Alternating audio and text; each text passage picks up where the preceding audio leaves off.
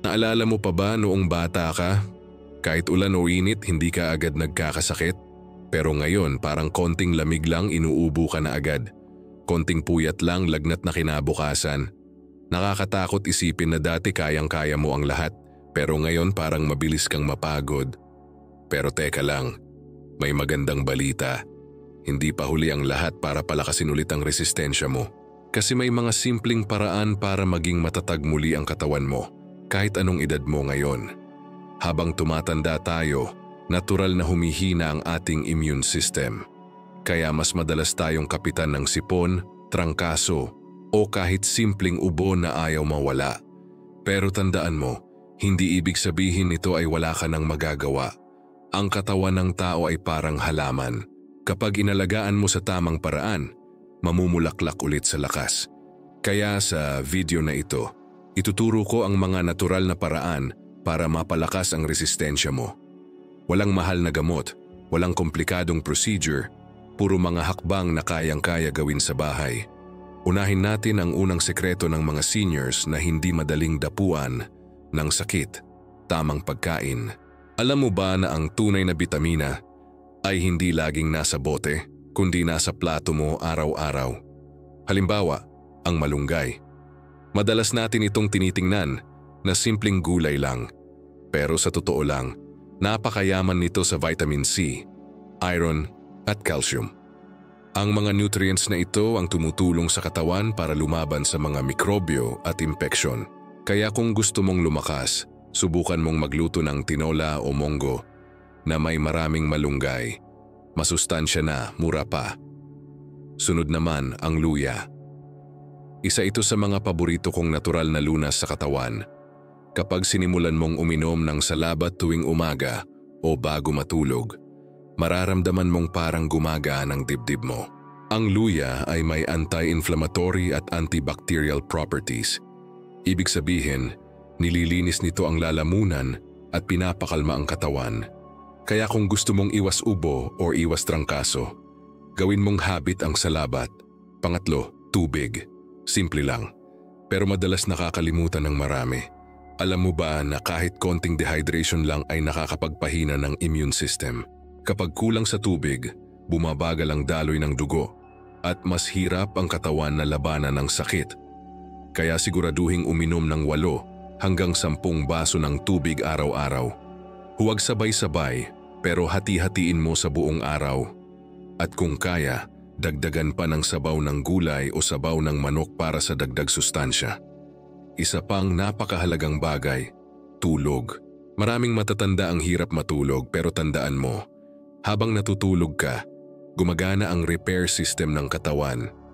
Doon nagre-recharge ang mga white blood cells mo na siyang lumalaban sa mga mikrobyo.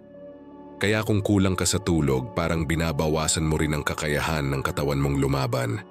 Subukan mong itigil ang kape o tsaa sa hapon at matulog sa parehong oras gabi-gabi.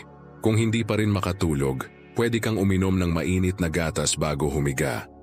Natural na pamparelax yan. At syempre, hindi mawawala ang ehersisyo. Pero huwag mong isipin na kailangan mong magbuhat ng mabigat o tumakbo ng malayo. Ang kailangan lang ay galaw. Kahit 10 minutong paglalakad sa umaga, malaking tulong na iyon. Ang paglalakad ay nagpapasigla ng dugo, pinapalakas ang puso, at tinutulungan ang katawan ilabas ang mga toxins. Kung mahina na ang tuhod mo, pwede kang maglakad sa loob ng bahay o mag-stretch habang nakaupo. Ang importante ay gumagalaw ka araw-araw. May mga nagsasabi, paano kung wala akong lakas? Walang problema. Ang sikreto ay consistency. Hindi kailangang malakas agad. Simulan mo sa 5 minuto lang. Bukas gawin mong 6, sa makalawa 7. Ang mahalaga ay hindi ka titigil. Tulad ng halaman na unti-unting lumalago, ganyan din ang katawan mo. Basta patuloy mo lang alagaan, lalakas din ito ulit. Isa pa sa mga kadalasang nakakalimutan ay ang araw. Oo, tama, ang simpleng sikat ng araw ay gamot din. Ang umagang araw bago mag alas 8 ay nagbibigay ng vitamin D na nagpapalakas ng buto at immune system. Kaya kung may teres ka, bakuran, o kahit bintana lang, magpaaraw ka kahit 10 minuto bawat araw. Habang nagpapaaraw, huminga ka ng malalim at ngumiti. Iyan ay simpleng paraan para magsimula ng araw ng masigla. Ngayon, pag-usapan natin ang nutrisyon. Maraming seniors ang mabilis mabusog o tamad kumain. Pero tandaan, hindi kailangang marami basta tama. Kumain ng pagkaing mayaman sa protina tulad ng itlog, isda o munggo. Ang protina ay ginagamit ng katawan para gumawa ng antibodies, ang mga sundalo ng iyong resistensya. Kung hindi mo kayang kumain ng 3 beses ng marami, hatiin mo sa 5 o 6 na maliliit na pagkain sa isang araw. Mas maganda iyon kaysa gutom at busog na biglaan. Isa pang natural na tulong ay ang turmeric at honey. Ang turmeric ay may curcumin na tumutulong labanan ang pamamaga. Ang honey naman ay may antibacterial effect. Pwede mong haluan ng mainit na tubig at lemon para sa masarap at healthy na inumin. Kung gagawin mo ito gabi-gabi, hindi lang pampalakas, kundi pamparelax din ng katawan at isip. Huwag mong kalimutan ang pinakamakapangyarihang bitamina sa lahat, kaligayahan. Totoo yan. Ang taong masaya ay mas malakas ang resistensya. Kapag masyado kang nag-aalala, bumababa ang immune response ng katawan. Kaya iwasan ang stress. Tumawa, magkwentuhan, manood ng nakakatawang palabas, o maglaro kasama ang mga apo. Ang bawat tawa mo ay parang natural na gamot. Kung mapapansin mo, halos lahat ng paraan na ito ay libre o mura lang. Pero ang kapalit, kalusugan at lakas. Hindi mo kailangang gumastos ng malaki para lumakas. Ang kailangan lang ay disiplina at pagmamahal sa sarili. Ang katawan ay marunong gumanti kapag inalagaan mo. Sa susunod na bahagi, pag-uusapan natin ang mga natural na lunas na ginamit ng mga lolo at lola noon pa, mga halamang gamot, ritual sa kalikasan at mga simpleng paraan na hanggang ngayon ay ginagamit pa ng mga matatandang malalakas at masigla. Baka isa sa mga ito ang sekreto ng mahabang buhay mo rin. Kaya huwag kang aalis. Ipagpatuloy mo ang pag-aalaga sa sarili. Dahil ang tunay na yaman ng isang senior ay hindi pera, kundi kalusugan na hindi matitinag ng panahon. Kung nandito ka pa, comment lakas araw pagkain. Naalala mo ba noong bata ka kapag inuubo ka o nilalagnat, hindi agad gamot ang takbo ng mga magulang mo, kundi yung mga halamang nakatanim lang sa bakuran, oregano, lagundi, o minsan nilalagyan ka lang ng mainit na tuwalya sa noo at pinapahinga. Noon, simple lang ang lunas pero gumagaling tayo, kaya minsan ang tanong hindi, anong gamot ang iinumin, kundi, paano mo aalagaan ang katawan mo para hindi na kailanganin ng gamot. Sa panahon ngayon, napakaraming synthetic vitamins at supplements na binebenta. Pero bago pa man nauso ang mga iyon, ginagamit na ng ating mga ninuno ang kapangyarihan ng kalikasan para magpagaling.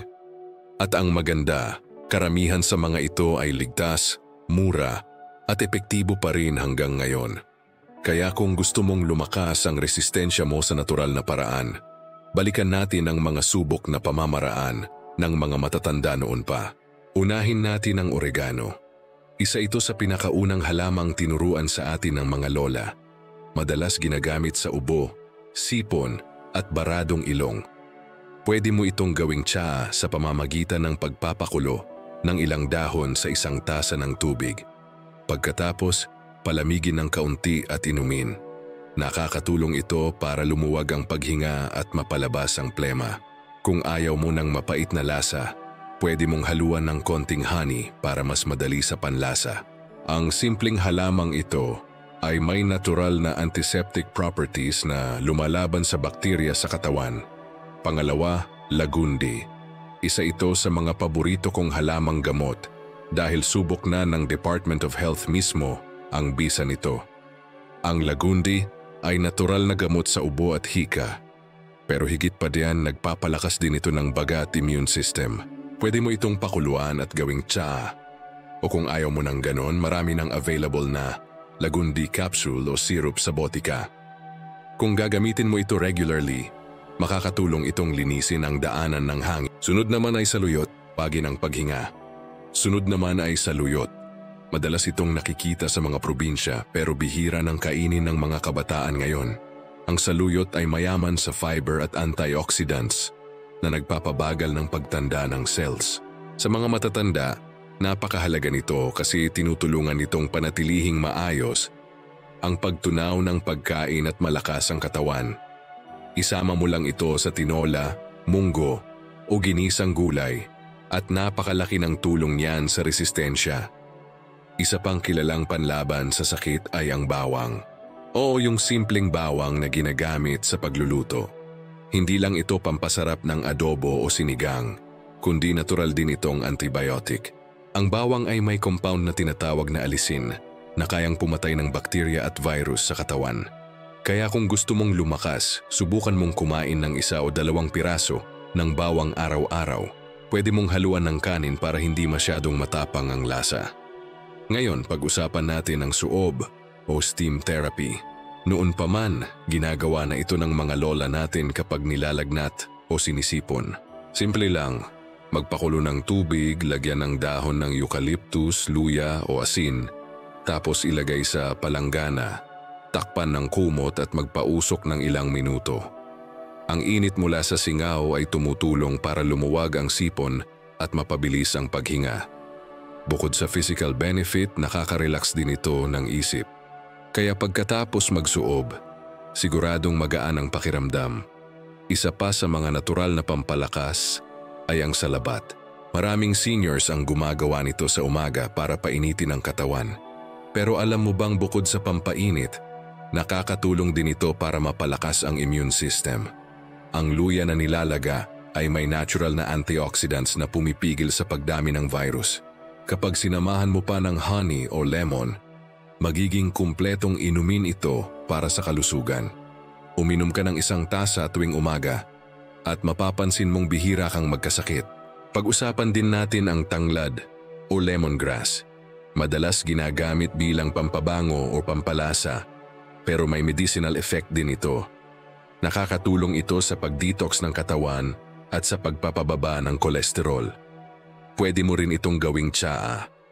Pakuluan mo lang ng ilang minuto tapos inumin habang mainit. Napakasarap sa pakiramdam, lalo na kung may kasamang honey o kaunting kalamansi. Ang aroma pa lang ng tanglad, nakaka-relax na. Hindi rin mawawala ang turmeric o luyang dilaw. Ang mga matatandang umaabot ng 100 anyos sa ibang bansa, araw-araw daw umiinom ng turmeric tea. Mayroon itong curcumin na anti-inflammatory at antioxidant. Tinutulungan itong labanan ang pamamaga ng kasukasuan at pinoprotektahan ang immune system laban sa mga sakit. Subukan mong maghalo ng kalahating kutsaritang turmeric sa mainit na tubig, lagyan ng honey, at inumin bago matulog. Bukod sa pampalakas, pampaganda rin ito ng kutis at tulog. Ngayon baka itanong mo, ligtas ba lahat ng ito? O basta wag susobra? Katulad ng anumang natural remedy, kailangan pa rin ng tamang dami. Halimbawa, kung iinumin araw-araw, sapat na ang 1 baso ng herbal tea kada araw. Huwag mong isipin na mas marami ay mas mabuti. Ang sikreto ay consistency, hindi sobra. Ang mga ganitong natural na lunas ay hindi lang para sa katawan, kundi para rin sa isip. Kasi habang gumagawa ka ng mga ito, nararamdaman mong may kontrol ka sa kalusugan mo. At kapag may tiwala ka sa sarili mong kakayahang gumaling, mas mabilis din gumagaling ang katawan. Ang positibong pag-iisip ay malaking bahagi ng malakas na resistensya. Kaya kung gusto mong palakasin pa ang epekto ng mga halamang ito, sabayan mo ng tamang mindset. Kapag iniisip mo araw-araw na lumalakas ka, mas gumaganda rin ang takbo ng katawan mo.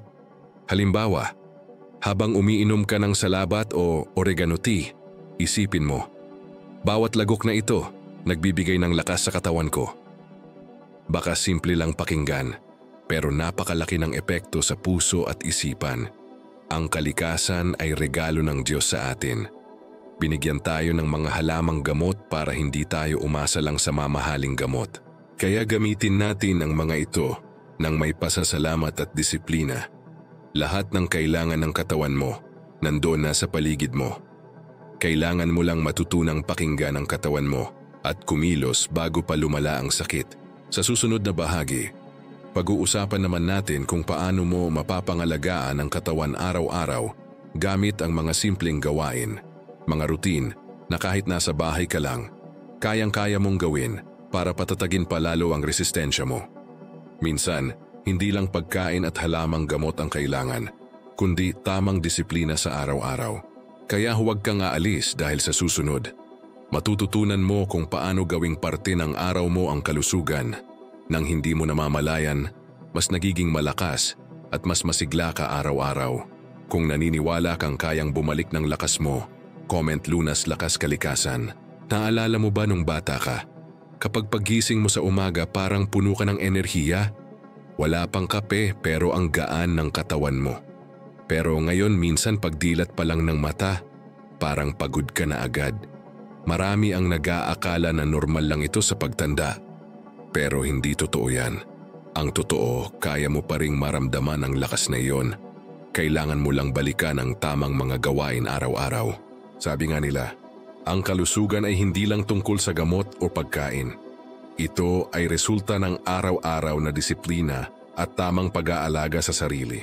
Kaya kung gusto mong palakasin ang resistensya mo, hindi kailangang maghintay ng milagro. Simulan mo sa maliliit na hakbang araw-araw. Kasi ang malakas na katawan ay bunga ng mga simpleng gawain na paulit-ulit mong ginagawa. Unahin natin sa pagkagising sa umaga. Pagmulat pa lang ng mata bago ka tumayo, huminga ka ng malalim ng 3 beses. Ang malalim na paghinga ay nagpapadaloy ng oxygen sa katawan at gumigising sa mga cells mo. Maraming seniors ang agad tumatayo pagkagising, tapos biglang nahihilo. Kaya huwag kang magmamadali. Maupo ka muna, igalaw ang leeg, ang kamay at ang paa. Kapag handa na ang katawan mo, saka ka bumangon. Ang simpleng hakbang na ito ay nakakatulong para maiwasan ang hilo at biglang pagtaas ng presyon. Pagkatapos, uminom ng 1 baso ng maligamgam na tubig. Hindi malamig, hindi mainit, sakto lang. Tinutulungan itong linisin ang bituka, gisingin ang tiyan, at ilabas ang mga toxins na naipon sa magdamag. Kung gusto mo ng dagdag benepisyo, pwede mong lagyan ng kaunting lemon o honey. Ito ang magsisilbing panimula ng iyong immune system sa buong araw. Pagkatapos uminom ng tubig, gumalaw ka.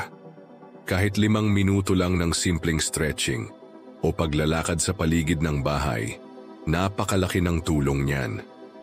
Pwede kang maglakad papunta sa terrace o bakuran habang sinisikatan ng araw.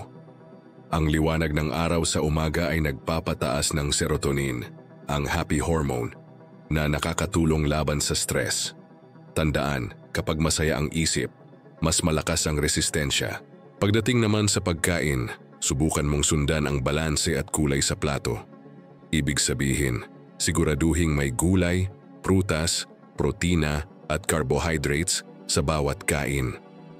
Ang mga prutas na may kulay tulad ng papaya, saging at bayabas ay may antioxidants na lumalaban sa free radicals. Ang protina mula sa isda at itlog ay nagpapalakas ng kalamnan. At syempre, huwag kalimutan ng gulay. Kahit simpleng ginisang ampalaya o monggo, puno na iyon ng bitamina. Ang sekreto ay hindi kung gaano karami ang kain mo, kundi kung gaano ito kasustansya. Ngayon pag-usapan natin ang pahinga. Marami sa mga matatanda ang nahihirapang matulog ng mahimbing. Pero may mga natural na paraan para mas gumanda ang tulog mo. Una, siguraduhing komportable ang higaan mo at malamig ang kwarto. Pangalawa, iwasan ang cellphone o TV 1 oras bago matulog. Ang liwanag mula sa screen ay nagpapagising sa utak at pumipigil sa pagtulog. Mas maganda kung magpapatugtog ka ng mabagal na musika o magdasal bago matulog. Ang isip na payapa ay tulog na mahimbing.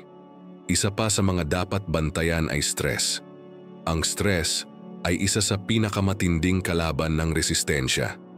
Kapag laging mataas ang tensyon, bumababa ang kakayahan ng katawan na lumaban sa impeksyon.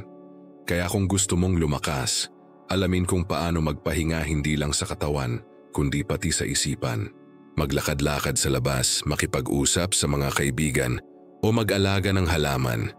Ang pakikipag-ugnayan sa kalikasan ay napatunayan ng nakakapagpababa ng stress at nagpapalakas ng immune system. May isang simpleng teknik na ginagamit ng mga matatandang malalakas kahit sa probinsya pa. Ang tahimik na umaga. Hindi sila agad nagmamadali, hindi nagagalit at hindi agad nagbubukas ng TV. Sa halip umuupo lang sila sa labas, humihinga ng sariwang hangin at pinapanood ang paligid. Alam mo bang ang ganitong simpleng gawain ay nakakapagpaayos ng tibok ng puso at nagpapalakas ng dugo? Ang kalmado at mahinahong simula ng araw ay nagbibigay ng tibay sa katawan sa buong maghapon. Isa pa ay ang pagpapasalamat. Oo, totoo ito. Ang taong marunong magpasalamat araw-araw ay mas masigla at mas matatag sa sakit. Kapag nagpasalamat ka sa bawat umaga, sa pagkain, sa hangin, sa pamilya, naglalabas ang katawan ng hormones na nagpapalakas ng immune response. Kaya subukan mong gawing habit ang pagpasalamat. Kahit simpleng, salamat sa bagong araw, ay sapat na para mag-iba ang daloy ng enerhiya mo sa buong maghapon. Ngayon dumako naman tayo sa pagpapahinga sa tanghali. Maraming seniors ang iniisip na kapag natulog sa hapon, hindi makakatulog sa gabi. Pero kung babantayan mo ang oras, hindi ito problema. Ang tamang tulog sa hapon ay dapat nasa 20 hanggang 30 minuto lang. Ito ang tinatawag na power nap. Sa ganitong maikling tulog, nagre-recharge ang utak at katawan nang hindi nasisira ang tulog mo sa gabi. Kaya kung napapagod, huwag mong pilitin magtrabaho. Humiga ka sandali at ipikit ang mata. Pagbangon mo, magaan na ulit ang pakiramdam. Pangalagaan din ang paghinga. Maraming seniors ang hindi alam kung gaano kahalaga ang malalim at mabagal na paghinga. Subukan mong gawin ito. Huminga ng malalim sa loob ng 4 na segundo, pigilan ng 2, at ilabas sa loob ng 6. Ulitin ito ng 3 hanggang 5 beses. Mapapansin mong bumababa ang tensyon sa katawan mo. Ang maayos na paghinga ay nagbibigay ng sapat na oxygen sa dugo na mahalaga para gumana ng maayos ang immune system. Isa pang routine na dapat mong subukan ay pag-ehersisyo ng utak. Oo, hindi lang katawan ang kailangang galaw-galaw, pati isip. Magbasa ng dyaryo, maglaro ng crossword, o makipag-usap sa mga apo tungkol sa bagong teknolohiya. Ang aktibong utak ay nagbibigay sigla sa buong katawan. Kapag alerto ang isip, mas maayos din ang galaw ng katawan. Tandaan, ang taong masigla ang pag-iisip, mas mabagal tumanda. At syempre, huwag kalimutan ng pakikisalamuha. Ang katawan ay humihina kapag laging mag-isa. Kaya huwag mong hayaan ang sarili mong maging malungkot. Lumabas, makipagkwentuhan, o kahit makipagkape sa kapitbahay. Ang halakhak at mga simpleng usapan ay nagbibigay ng positibong enerhiya sa katawan. Ang taong masaya, mas bihirang magkasakit. Ang lahat ng ito, paghinga, pahinga, pagkain, at kagalakan, ay konektado sa isa't isa. Kapag may balanse, doon lumalakas ang resistensya. Ang sekreto ay hindi nasa isang bagay lang, kundi sa tamang kombinasyon ng mga simpleng gawain na ginagawa araw-araw. Sa susunod na bahagi, pag-uusapan naman natin kung paano mo mapapanatili ang lakas na ito sa matagal na panahon. Kasi ang tunay na hamon ay hindi lang lumakas ngayon, kundi manatiling malakas sa mga susunod pang taon. Malalaman mo kung paano alagaan ang katawan mo sa paraang madali, mura, at epektibo kahit saan ka man nakatira. Kaya kung handa ka nang palakasin palalo ang iyong katawan, comment ginhawa, lakas, disiplina. May napansin ka bang mga matatandang parang hindi tinatablan ng panahon? Yung kahit 100 anyos na, nakakangiti pa rin, naglalakad pa rin, at parang bata pa sa lakas. Marami sa atin ang nagtataka, anong sikreto nila? Pero ang totoo, wala silang magic. Ang meron sila ay disiplina at pangmatagalang pag-aalaga sa katawan. Kaya kung gusto mong tumagal sa lakas, pag-usapan natin kung paano mo mapapanatili ang matibay na resistensya habang tumatanda. Ang una sa lahat ay consistency. Walang lunas, gamot o herbal tea na kayang palakasin ka kung ginagawa mo lang minsan-minsan. Ang katawan ay nasasanay sa routine. Kung gusto mong malakas ang resistensya mo, kailangan araw-araw mo itong alagaan. Hindi kailangang perfect, basta tuloy-tuloy. Halimbawa, kung dati ay naglalakad ka lang minsan sa isang linggo, gawin mong 3. Pag nasanay ka na, araw-arawin mo. Ang lakas ay hindi biglaan. Ito ay binubuo araw-araw. Sunod, kumain ng may layunin. Sa edad nating ito, hindi na pwede ang kain lang ng kain. Kailangan bawat subo ay may silbi. Halimbawa, kapag almusal, piliin ang pagkain na magbibigay ng lakas sa umaga, gaya ng oatmeal, saging at itlog. Sa tanghalian, gulay at isda. Sa hapunan, magaan lang tulad ng sopas o tinola. Hindi kailangan ng mamahaling pagkain. Ang mahalaga ay masustansya, sariwa at tama ang dami.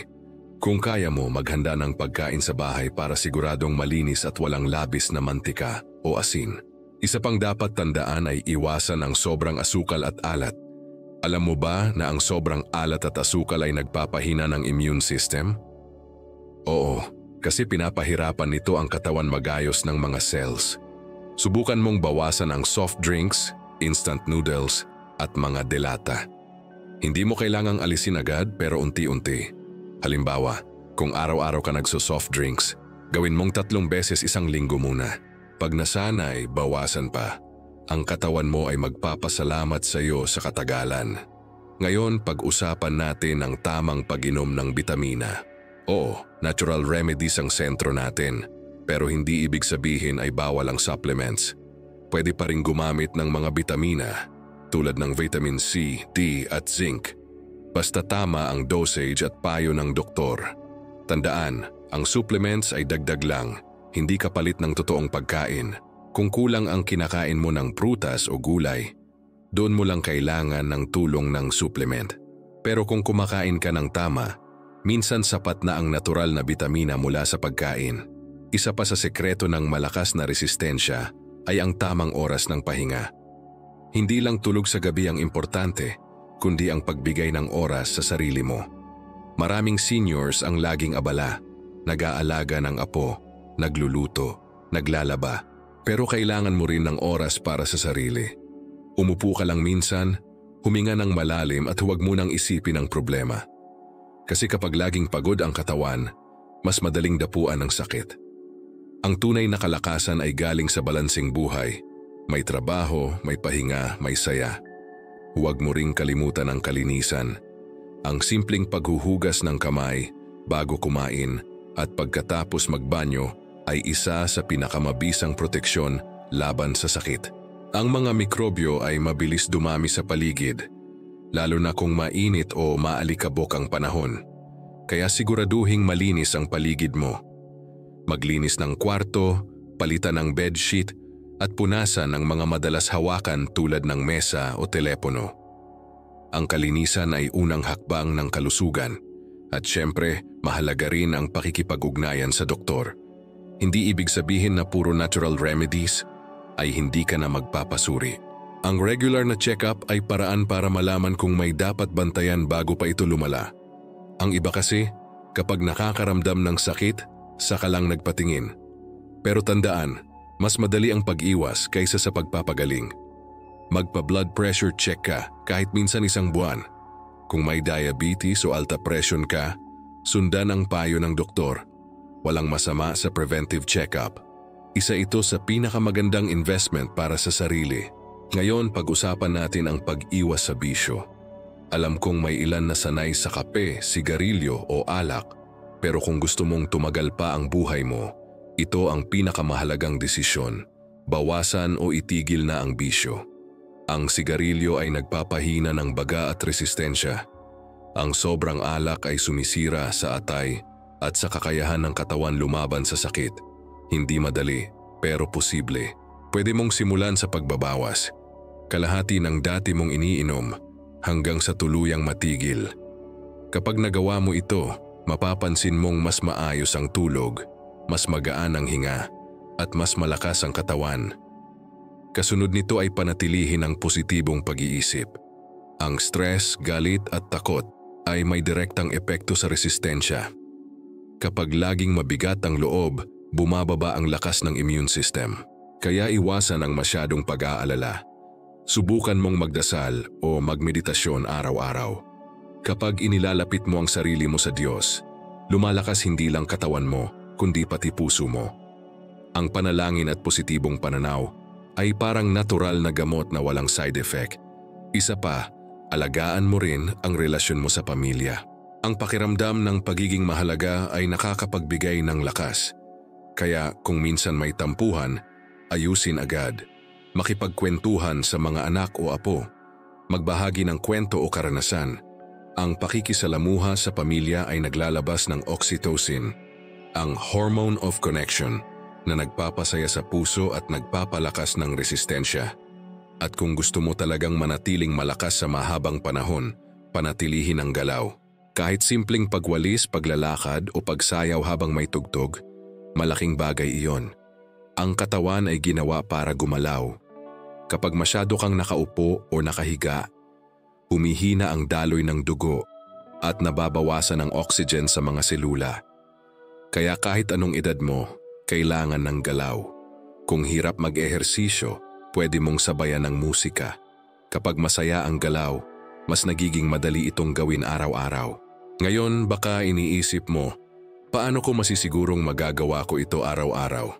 Ang sagot ay simpleng 3 bagay: oras, disiplina, at dahilan. Magtakda ka ng oras para sa kalusugan mo, kahit 30 minuto lang sa umaga. Sundan mo ito araw-araw, kahit walang gana. At laging alalahanin kung bakit mo ito ginagawa. Para sa sarili mo, sa pamilya mo, at sa mga taong nagmamahal sa'yo. Kapag malinaw ang dahilan mo, mas madali kang magiging consistent. Sa susunod na bahagi, pag-uusapan natin kung paano mo maisasama ang lahat ng ito sa isang simpleng lifestyle na pwedeng sundin ng kahit sinong senior. Ang layunin ay hindi lang humaba ang buhay, kundi maging mas masigla, mas payapa, at mas masaya araw-araw. Kaya kung gusto mong tumagal sa lakas at saya, comment disiplina, kalinisan, lakas. Alam mo ba kung ano ang tunay na sikreto ng mga matatandang malalakas at masayahin kahit umabot na sa 100 anyos? Hindi ito mamahaling gamot, hindi ito espesyal na pagkain, at hindi rin lihim ng mga mayayaman. Ang sekreto nila ay simpleng disiplina, pagmamahal sa sarili, at pananampalatayang kaya pa nilang lumakas kahit ilang taon na ang lumipas. Ang totoo, hindi edad ang kalaban ng tao, kundi ang pagsuko.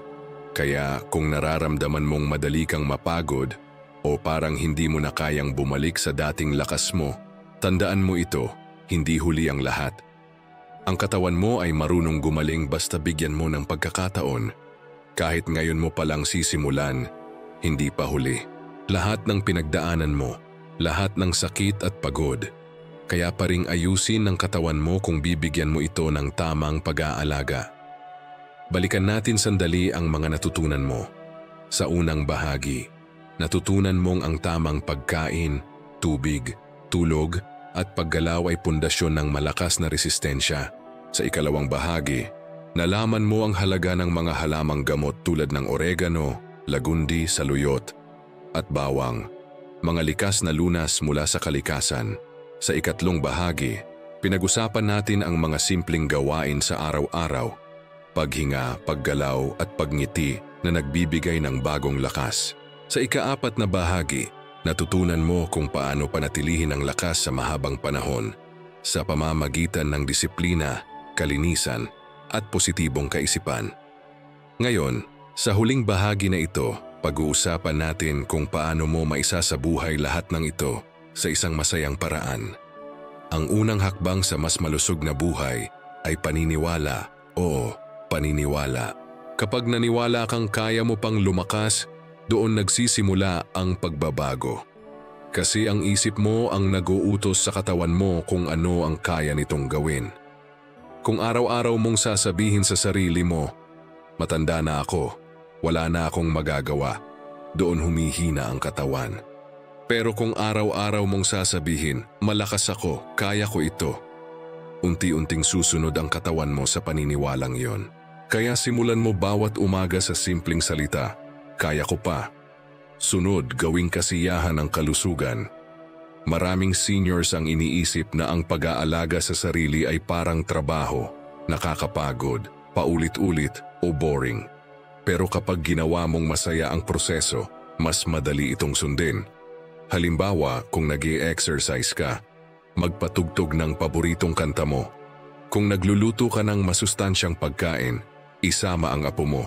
Kung umiinom ka ng herbal tea, gawin mo ito habang pinapanood ang paglubog ng araw. Ang kalusugan ay hindi dapat gawing responsibilidad lang, kundi kasiyahan din. Ang susunod na mahalagang hakbang ay pagbabahagi. Ang kalusugan ay mas nagiging makabuluhan kapag ibinabahagi mo sa iba. Kung may natutunan ka sa mga video tulad nito, ituro mo sa mga kaibigan mo, kapitbahay o kamag-anak. Sabihin mo, subukan mo ito, epektibo talaga. Kapag natutulungan mo ang iba na gumaling o lumakas, mas lalong lumalakas ang sarili mong loob. Dahil ang kabutihan ay parang gamot din, bumabalik sa gumagawa nito. At syempre, huwag mong kalimutan ang pananampalataya. Maraming bagay sa buhay ang hindi natin kontrolado. Minsan, kahit gaano ka kaingat, tinatamaan ka pa rin ng sakit. Pero tandaan, ang pananampalataya ay nagbibigay ng lakas na hindi kayang ibigay ng kahit anong bitamina. Kapag inilalapit mo ang sarili mo sa Diyos at nagpapasalamat araw-araw, gumagaan ang loob mo. At kapag magaan ang loob, mas mabilis gumaling ang katawan. Isa pang sikreto ay ang pagtawa. Oo, simple lang pero napakalakas ng epekto. Ang taong madalas tumawa ay mas bihirang magkasakit. Bakit? Kasi tuwing tumatawa ka, bumababa ang stress hormones at gumaganda ang daloy ng dugo. Kaya sa halip na problema ang isipin, hanapin ang dahilan para ngumiti. Manood ng nakakatawang palabas, kausapin ang mga apo, o alalahanin ang mga masasayang alaala. Ang bawat tawa mo ay parang gamot na hindi mo kailangang bilhin. Pag-usapan din natin ang pagbibigay halaga sa oras. Ang bawat araw na ibinibigay sa atin ay pagkakataon para alagaan ang sarili. Kaya huwag mong sayangin sa pag-aalala. Gamitin mo sa pag-aalaga, pagdarasal, at paggawa ng bagay na nagbibigay saysay sa buhay mo. Kung araw-araw mong pipiliing gawin ang mabuti para sa katawan mo, sa isip mo at sa puso mo, unti-unting babalik ang sigla mo, hindi lang pisikal, kundi pati emosyonal. Marami sa ating mga seniors ang nagsasabing huli na para magbago. Pero gusto kong sabihin sa iyo ngayon, hindi totoo iyon. Walang huli para sa taong gustong mabuhay ng masigla. Kahit ngayon mo palang sisimulan ang pag-inom ng tubig ng tama o paglalakad tuwing umaga, malaking hakbang na iyon. Ang bawat araw na lumilipas ay oportunidad para maging mas malakas kaysa kahapon. Huwag mong sukuan ang sarili mo, kasi habang humihinga ka may pag-asa pa. Gusto kong isipin mo ito. Ang katawan mo ay parang tahanan. Kung inalagaan mo ito ng mabuti, magiging matatag ito kahit ilang bagyo ang dumaan. Pero kung pinabayaan mo, mabilis itong masisira. Kaya kung gusto mong manatiling matibay, linisin mo, ayusin mo, at pahalagahan mo araw-araw. Hindi kailangan ng mamahaling kagamitan. Sapat na ang disiplina at pagmamahal sa sarili. Kapag dumating ang mga araw na parang tinatamad ka o nawawalan ka ng gana, balikan mo ang dahilan kung bakit mo ito ginagawa. Baka gusto mong makita ang apo mong graduate, o makalakad ulit sa parke, o simpleng maramdaman lang ang malusog na katawan. Kapag malinaw ang dahilan mo, bumabalik ang lakas. Kasi ang tao na may layunin mas matatag kaysa sa kahit anong sakit. At bago natin tapusin, gusto kong tandaan mo ito. Ang pagiging senior ay hindi simula ng paghina, kundi panahon ng karunungan. Ito ang yugto ng buhay kung saan marunong ka nang pumili kung ano ang mahalaga. At ang pinakamahalaga sa lahat, ang kalusugan mo. Dahil kapag malusog ka, mas marami kang oras para magmahal, tumawa, at mabuhay ng payapa. Kaya sa bawat umaga, isipin mo ito. Ngayon, pipiliin kong maging malakas. Pipiliin kong maging masaya. Pipiliin kong mabuhay. Dahil ang kalakasan ay hindi ibinibigay ng iba, ikaw mismo ang lumilikha nito araw-araw. Kung gusto mong manatiling malakas sa katawan, malinaw sa isip at payapa sa puso, comment lakas pananampalataya buhay.